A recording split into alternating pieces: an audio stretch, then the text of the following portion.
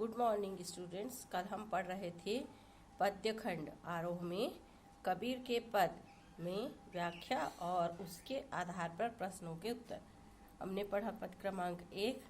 आपको पढ़ते समय अक्षरशः शब्दों के अर्थ, सामान्य शब्दार्थ और भावों के सहित इसकी व्याख्या बताई गई।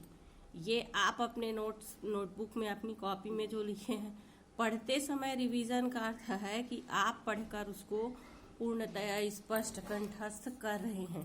तो आप अपनी कॉपी, जैसे यहाँ दिख रहा है, सामने कॉपी रखिए। जो नहीं लिखे हैं वो अब लिखें। और लिखने के लिए हर चीज हम यहाँ से नहीं भेज पाएंगे, आपको अर्थ समझकर लिखना है और जिसको जहाँ से बन सके लिख ले, क्योंकि बिना लिखे एग्जाम आप पास नहीं कर पाएंगे। अगला इसमें जो है अर्थ ग्रहण के आधार पर प्रश्नोत्तर है। दूसरे पद्यांश में है, संतो देखत जग बौराना, साँच कहा तो मारन धावे, झूठ जग पतियाना, नेमी देखा धर्मी देखा, प्रातः करे स्नाना, आतम मारी पखान ही पूजय, उसमें कछु नहीं ज्ञाना, बहुतक देखा पीर औलिया, पढ़ै किताब कुराना, कै मुरीद तदबीर बतावे, उनमें ऊ है जो ज्ञाना, आसन मारी भिंड धरी बैठे, मन में बहुत गुमाना, पीपर पाथर पूजन लागे, तीरथ गर्व भुलाना, टोपी पहिरे माला पहिरे, छाप तिलक अनुमाना, साखी शब्दहि गावत भूले, आतम खबरी न जाना, हिंदू कहे मोहि राम प्यारा, तुर्क कहे रहीमाना, आपस में दो लगी मुए, मर्म न काहू जाना, घर घर मंत्र देत फिरत है, महिमा के अभिमाना, गुरु के सहित सीख्य सब बूढ़े, अंत काल पछिताना, कहे कबीर सुनो हो संतो, ई सब मर्म गर्म भुलाना, केतिक कहो कहा नहीं माने, सहजय सहज अभिमाना। आप अपने बुक में पेज नंबर 119 पद क्रमांक 2 और उसके बाद है पेज नंबर 121 पे शब्दार्थ और शेष शब्दार्थ है 122 पे। इन सभी का अर्थ लगाते हुए और भावों के सहित आप पहले इसका अर्थ लगाएंगे। इसका पद्यांश का कबीरदास जी जो सज्जन हैं उन्हें, मतलब हम सभी व्यक्तियों को जो समाज में है, संबोधित करते हुए कहते हैं कि देखो यह संसार बौरा गया है, पगला गया है। जो व्यक्ति सच बातें करता है उसे वह मारने के लिए दौड़ता है, और जो झूठ बोलता है वह उस पर विश्वास कर लेता है, मीठी मीठी बातों में आकर उनकी बातों को मानता है। इस प्रकार कवि कहते हैं कि ये लोग, माने जो समाज के व्यक्ति हैं, वे ही बौरा गए हैं। कवि कहते हैं हिंदुओं के बारे में नियमों का पालन, माने प्रातः उठना, नहाना, पूजा करना, और मूर्ति पूजा का विरोध करते हुए कवि कहते हैं पत्थर, माने जो हम मूर्ति बनाते हैं, पूजा करते हैं, वे पत्थर के होते हैं, तो उसका अनुष्ठान करते हैं, माने पत्थर में प्राण मानकर, ईश्वर मानकर उसकी पूजा करते हैं, किंतु किसी की आत्मा को दुखाते हैं, आत्मचिंतन नहीं कर पाते हैं कि हमें इस प्रकार की नहीं करना चाहिए। इन्हें अपने ज्ञान पर घमंड है। ये कबीरदास जी ने सूचित किया किसे? धर्म के नाम पर। धर्म गुरु जो होते थे, अनेक कर्मकांड, अनेक ज्ञान की बातें कहकर लोगों को अनेक बातें मनवा लेते थे। तो कबीरदास जी कहते हैं कि ऐसे अनेक पीर औलिया देखे जो कुरान का नियमित पाठ करते हैं। और कुरान से तात्पर्य यह नहीं है कि एक धर्म ग्रंथ के नाम पर कहा गया है। जैसे हिंदू हैं तो वे रामायण पढ़ते हैं, जो भी अपने धर्म को मानते हैं वे लोग। तो कबीरदास जी ये नहीं कह रहे हैं कि इन्हें नहीं मानना चाहिए। कबीरदास जी ये कह रहे हैं कि इनमें निहित ज्ञान को अपनाना चाहिए। धर्म के नाम पर एक दूसरे के साथ टक्कर नहीं करनी चाहिए। वो अपने अनुसार मान रहा है, मैं अपने अनुसार मान रहा हूँ, ये भी सही है, ये भी सही है। इस तरह लोगों के बीच सद्भावना रखनी चाहिए। पाखंडी माने जो इस प्रकार के व्यक्ति होते हैं, एक दूसरे के प्रति विरोध उत्पन्न करते हैं, ऐसे लोगों के अहंकार पर वे चोट करते हैं। माने वे कह रहे हैं कि ऐसे लोगों की बातों में नहीं आनी चाहिए। कबीरदास जी कहते हैं पीपल के पेड़ और पत्थर की लोग पूजा करते हैं, तीर्थ यात्रा करते हैं, है ना। हिंदू धर्म में अनेक रीति रिवाज ये सब चलते हैं।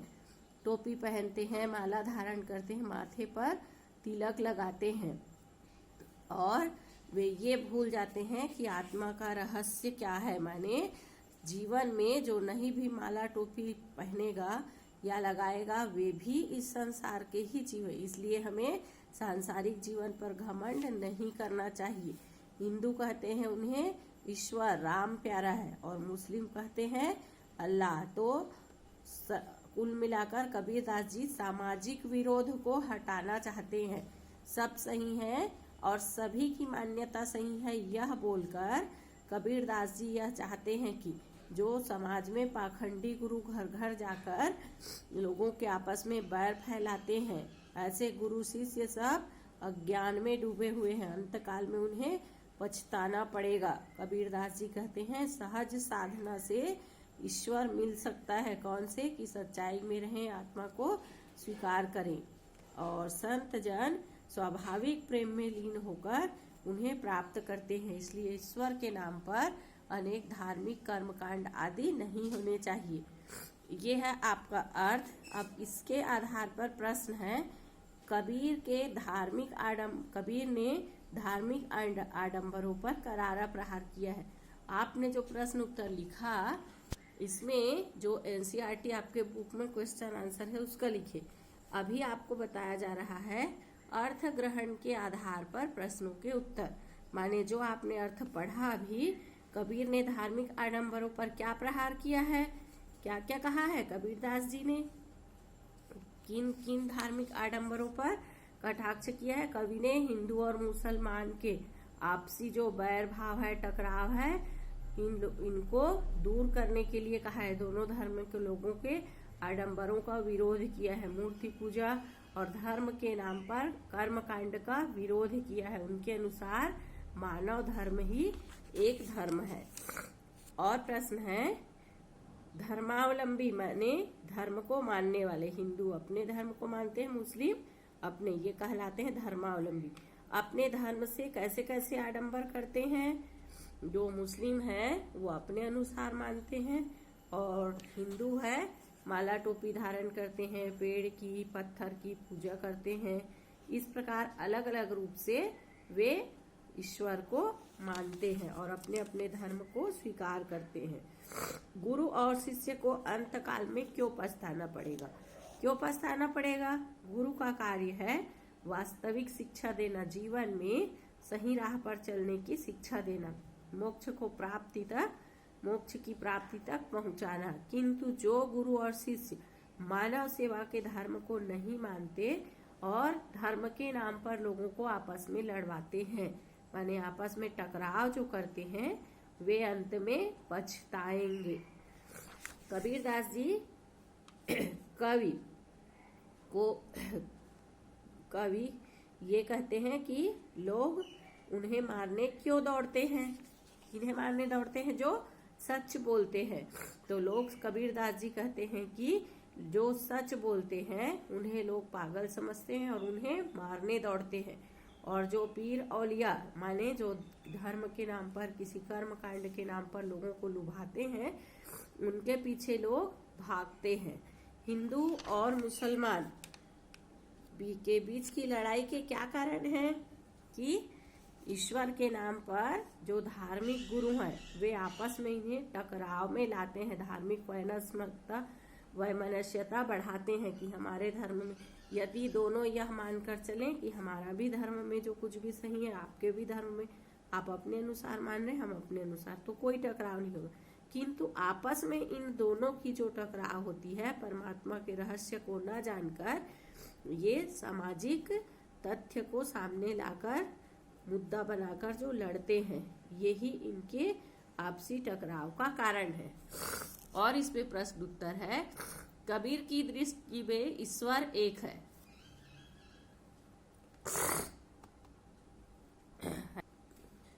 जब हम पढ़ रहे थे तो उसमें बताया गया कि कबीरदास जी ईश्वर को एक मानते हैं। कैसे? वे उदाहरण देते हैं कि लकड़ी एक ही है, जिसके जो बनाने वाला है अलग अलग आकार देकर उसको बनाता है। मिट्टी एक है, जिसका अलग अलग बर्तन कुम्हार बनाता है। तो वैसे ही ईश्वर एक है और उन्होंने अलग अलग प्रकार के मनुष्यों को, कोई छोटे कद का, कोई ऊंचे कद का, कोई गोरे रंग का, कोई काले रंग का, इस प्रकार प्रत्येक मनुष्य को ईश्वर ने ही बनाया है। और क्या दर्शाते हैं कि सब में एक ही रक्त है। कौन सा? सबका खून लाल है और सभी में एक ही त्वचा है। सब एक प्रकार के हड्डी और त्वचा से बने हुए हैं, इसलिए सभी सबसे पहले मानव धर्म के हैं। एक ही ईश्वर ने इन्हें बनाया है। इस प्रकार वे एक ही ईश्वर को मानते हैं। मानव शरीर का निर्माण किन पंच तत्वों से हुआ है? ऐसा माना जाता है कि जल, वायु, भूमि, प्रकाश, अग्नि आदि इन सब से मिलकर मानव शरीर बना है। और इसी प्रकार से इसमें और प्रश्न उत्तर है। आपको सभी प्रश्नों को इसी प्रकार एक बार पढ़कर अर्थ समझते हुए प्रश्न का भी अर्थ निकालकर उसका, जैसे इसमें बताया गया मानव शरीर का निर्माण किन तत्वों से हुआ है, तो ये 5 तत्व हैं भौतिक जिनसे शरीर बना हुआ है। ऐसे आपको पहले प्रश्नों का अर्थ लगाना है। प्रश्नों का अर्थ लगाकर आप उसका सही और इसमें प्रश्न है, कबीर ने ऐसा क्यों कहा कि संसार बौरा गया है? क्यों ऐसा कहा? क्योंकि जो सत्य कहता है उसे प्रमाणित करना पड़ता है, बार बार बोलना पड़ता है। जब तक यथार्थ को लोग नहीं जान पाते, ऐसा समझते हैं कि ये तो पागल है, ऐसे ही बोल रहा है। यदि कोई झूठ या किसी भी प्रकार की लुभावनी चीजें जो बताता है तो लोग तुरंत उसके पीछे भागते हैं, तुरंत उसे अपनाने का प्रयास करते हैं। इसलिए कवि कहते हैं कि ये संसार के लोग बौरा गए हैं। कबीर ने